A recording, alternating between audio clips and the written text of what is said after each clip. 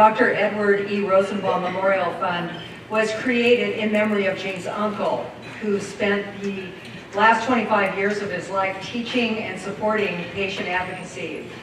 His philosophy of care embodied treating all patients with dignity and respect to the end.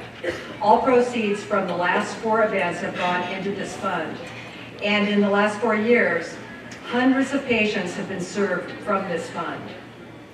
Each year we give the Edward E. Rosenbaum Hospice Life Award to a very deserving individual who has greatly helped in the advancement of hospice through their dedication to the philosophy and the cause.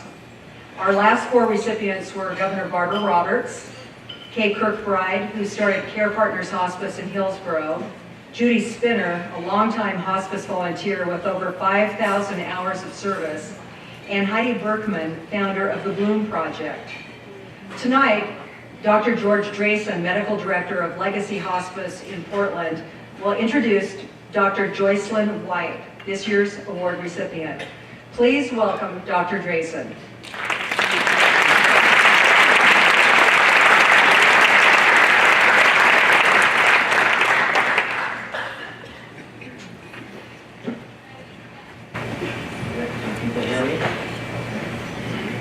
I was so pleased when Jocelyn invited me to present her at this evening's event.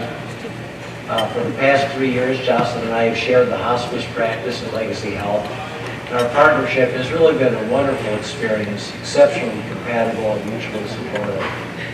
While we have a wonderful work relationship and a true friendship, I've also had to rely upon Jocelyn to be a mentor for me because I came to hospice care very late in my professional life and from a non-clinical background. So I've had to rely upon her over and over again for help. And Jocelyn has been extremely generous in her time, her thoughts. It doesn't matter whether she's overworked and I call her during the day or it's after hours, she's always there to help me, and I have truly appreciated it.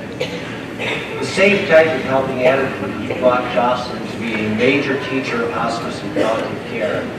And I'd like to describe many accomplishments and works over many, many years. Jocelyn has authored 1 book on healthcare, has been the author or co-author of 10 book chapters and 34 medical articles relating to hospice and palliative care. She has given so many invited presentations locally, statewide, nationally, and internationally, that when I started counting them, I stopped counting them because there was certainly over 100. She's also been a reviewer, editor, and columnist for medical journals, in addition to personally teaching many, many residents, fellows, medical students, and nurses. Jocelyn is a native of Cincinnati, Ohio. After high school, she attended Wellesley College, where she met her future wife, Lynn Nakamoto. Lynn now sits as a justice on the Supreme Court of Oregon. Jocelyn and Lynn are the happy parents of Ellie, who is not here at a prom tonight. Ellie will soon be a graduate of high school. Jocelyn graduated from Wellesley, magna cum laude at Phi Beta Kappa. Went to New York University School of Medicine, and then became a resident in medicine at Legacy American Hospital, then chief resident in medicine, and then a fellow in general internal medicine, OHSU, and Legacy.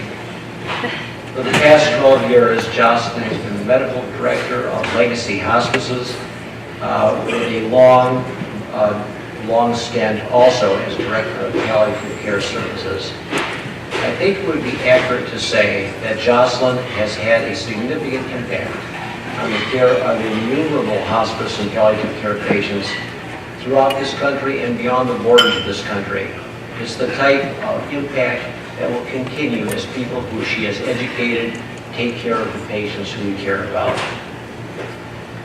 As for our being here, Jocelyn has many outstanding qualities which are clearly demonstrated to anyone who has contact with her.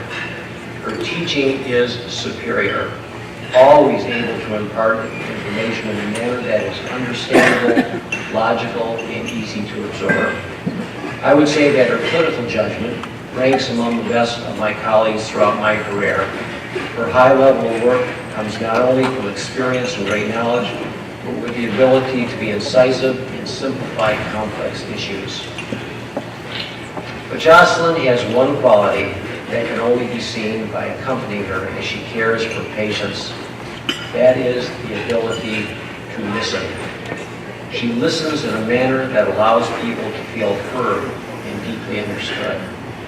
That quality of relationship with the patient widens the space for a deeper level of healing.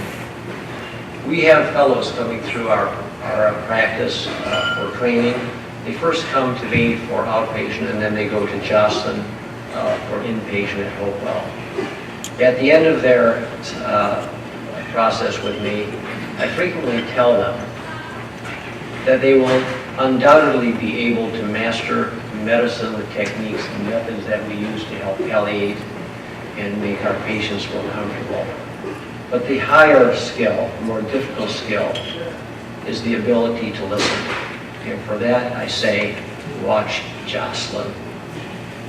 I would like to thank you for this opportunity to present Jocelyn, and I would also like to thank Jocelyn for the lovely practice we've had for the last 3 years.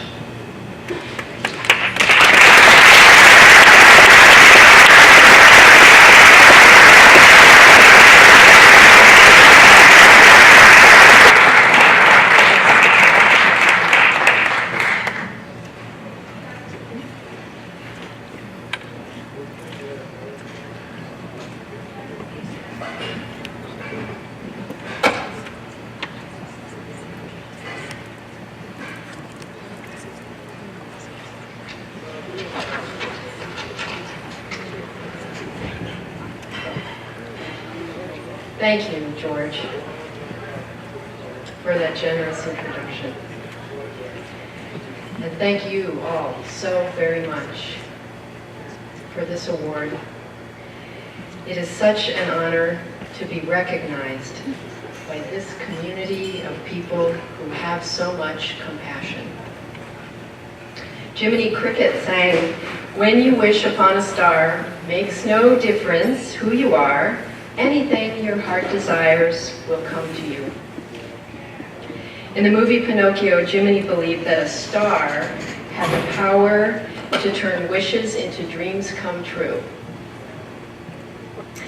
In our midst, we have all the wonderful people here tonight who have the power to turn wishes into the smiles of dreams come true for those whose time is short.